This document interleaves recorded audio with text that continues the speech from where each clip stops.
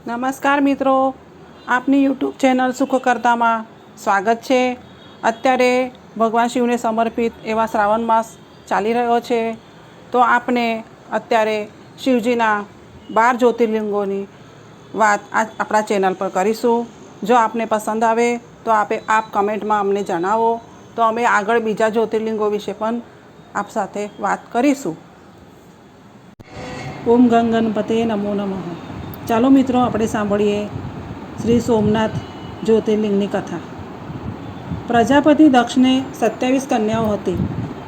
તે 27 કન્યાઓ તેમને ચંદ્રમાને પરણાવી હતી, પરંતુ ચંદ્રમાને તે બધી કન્યાઓમાં ફક્ત રોહિણી પ્રિય હતી।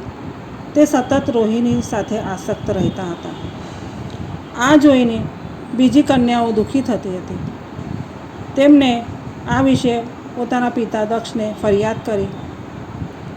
ત્યારે દક્ષે ચંદ્રને કહ્યું કે તમે બધી પત્નીઓ સાથે સરખો વ્યવહાર કેમ નથી કરતા, અને એક પ્રત્યે જ કેમ તમે હેત રાખો છો?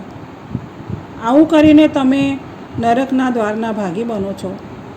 અત્યાર સુધી જે થયું તે ભલે થયું, પણ હવે પછી આવું થવું જોઈએ નહીં। આમ કહીને તે પોતાના આવાસે ગયા। તેમને વિશ્વાસ હતો કે જમાઈ સુધરી જશે, પરંતુ ચંદ્રએ તેમની વાતની અવગણના કરી। તે તો ફક્ત રોહિણીમાં જ આસક્ત રહેવા લાગ્યા। બીજી વારે પણ દક્ષે ચંદ્રને સમજાવ્યો, પરંતુ ચંદ્ર છે તો કોઈની વાત માને જ નહીં। એટલે પ્રજાપતિ દક્ષે ચંદ્રને શ્રાપ આપ્યો કે હે ચંદ્ર, જાઓ, તમને ક્ષયરોગ થાવ। હવે આ શ્રાપને કારણે ચંદ્રમાં દિન પ્રતિદિન ક્ષીણ થતા ગયા અને ક્ષયરોગી થઈ ગયા।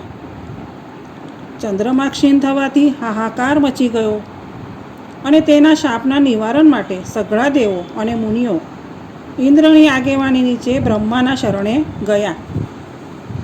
બ્રહ્માએ શાપના નિવારણ માટે ઉપાય બતાવ્યો અને જણાવ્યું, તમે બધા પ્રભાસ ક્ષેત્રમાં જઈ ત્યાં મહામૃત્યુંજય મંત્રોનું વિધિપૂર્વક અનુષ્ઠાન કરી ભગવાન શિવની આરાધના કરો। પ્રભાસ ક્ષેત્ર એટલે અત્યારનું ગુજરાતમાં આવેલું સૌરાષ્ટ્ર। તેમણે આમ કહ્યું અને કહ્યું કે પોતાની આગળ શિવનું સ્થાપી હંમેશા તપસ્યા કરો અને મૃત્યુંજય મંત્રના પાઠ કરો। આથી શિવ પ્રસન્ન થઈને ચંદ્રના ક્ષયરોગનું નિવારણ કરશે। અને ચંદ્રને પણ કહો કે તપ કરે।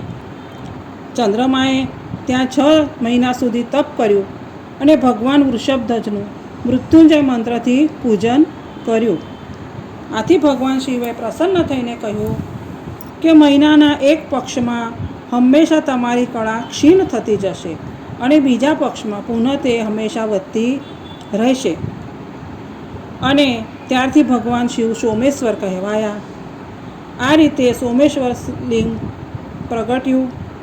જે મનુષ્ય સોમનાથની ઉત્પત્તિની આ કથા સાંભળે છે અથવા બીજાને સંભળાવે છે, તેના સઘળા અભિષ્ટ ફળ નાશ પામીને દુઃખથી મુક્ત થાય છે અને અંતે મોક્ષને પ્રાપ્ત કરે છે। જો આપ સૌને અમારો વિડીયો પસંદ આવ્યો હોય તો અમને કમેન્ટ કરીને જરૂરથી જણાવજો, અને અમારી ચેનલને લાઇક, શેર અને સબસ્ક્રાઈબ કરજો। અને કંઈ ભૂલ હોય એમાં તો અમને કમેન્ટમાં જરૂરથી બતાવજો। ધન્યવાદ।